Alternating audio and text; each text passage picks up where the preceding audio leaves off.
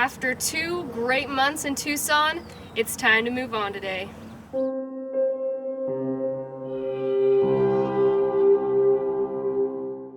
First time using the backup camera to hitch it up. Got a little bit of a learning curve here. The longer we stay in a place, the more time we have to make friends, and the harder it is to leave because we leave all those friends behind. We are going to miss our friends from the Cranksters AZ Mountain Bike Club, especially Gus and Ernie and Avalon. We're also going to miss our friend Andrew, who took us on that awesome observatory tour.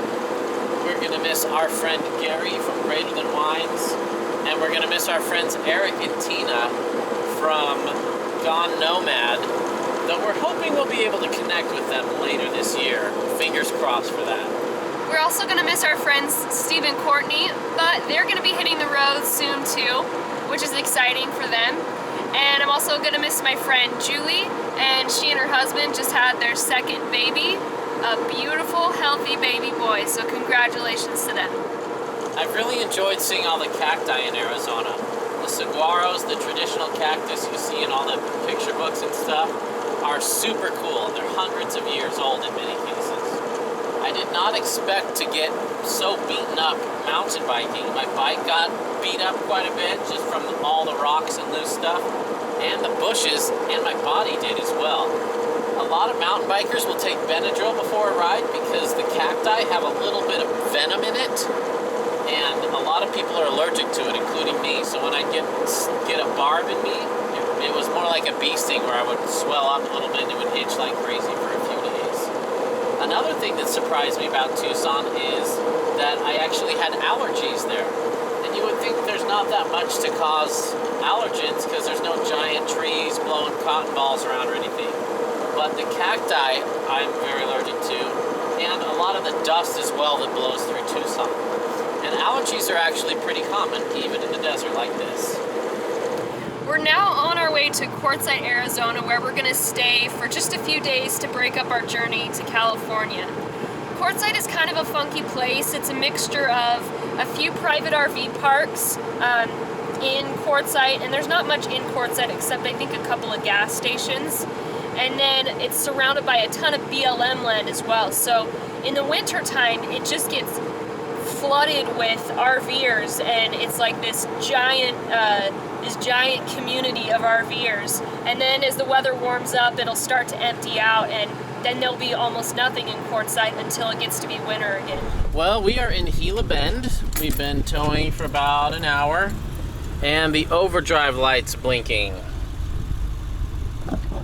I think that means the transmission's hot. I'm gonna have to pull some codes. I'm gonna feel around, see if the transmission cooler's working.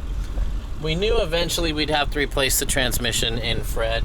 We really thought it would die in Colorado going up those huge steep spots, but so far it's so good.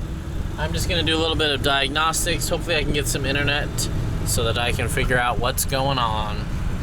So up here we've got the inlet hose to the transmission cooler, and it's hot, and the outlet hose is warm. So that's working. It's going in hot, getting cooler, and coming out and going back to the transmission. All right, we let it cool down for about 5 minutes. We don't have the code blinking anymore. It may once it senses a slip later. I've read a couple things. It could also be the sensor on the rear of the diff, which I need to replace anyway, hoping that makes my ABS light go off. But you're supposed to have the engine running to check transmission fluid level. So I'm gonna try that now. I got plenty of fluid. We'll drive it and see what happens. This is a cool $10 OBD2 scanner. You plug it into your port, download the free app, and your phone will tell you all sorts of diagnostics like check engine lights and engine codes and stuff. Unfortunately, transmission codes are not logged on the OBD2 sensor in these, so you have to take it to a transmission or a Ford shop to find out what the code is. We're gonna drive, see how it does. I'm gonna keep an eye on it now, see when it trips it, and see if I can figure out what's going on, and see if we can visit a shop to see what's going on. It's driving fine, it's not shifting hard, nothing's too crazy. I'll probably end up getting that sensor and just swapping that anyway because it's gotta be done, and see if that fixes it.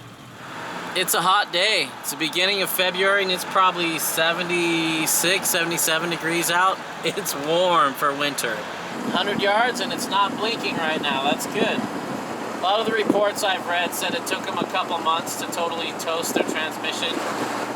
So I'm hoping I can figure out what it is sooner than later. Having this map is amazing when towing. I love this stereo for that reason.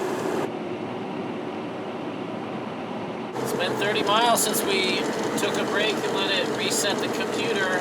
No codes yet. Good sign. Dinner time, having a little Subway, and we're planning where we are going to be staying tonight in Quartzsite. It's a large place, and some places need permits, and some places don't. We've gone almost 100 miles with no transmission problems again. I think it just got hot on one of the climbs, and once we pulled over, let it cool, and started over, no issues. So that's a great thing. We've just about lost the daylight, but we are just pulling into Quartzsite now, so we're gonna go scope out the area that we're hoping to find a spot at. I think it's gonna be just fine. Well, we found a spot, and Teresa's gonna help me back in. That's not exactly helping. Swing it a little driver if you want, but we're so far away from everything it doesn't really matter. So I'm here. You're good.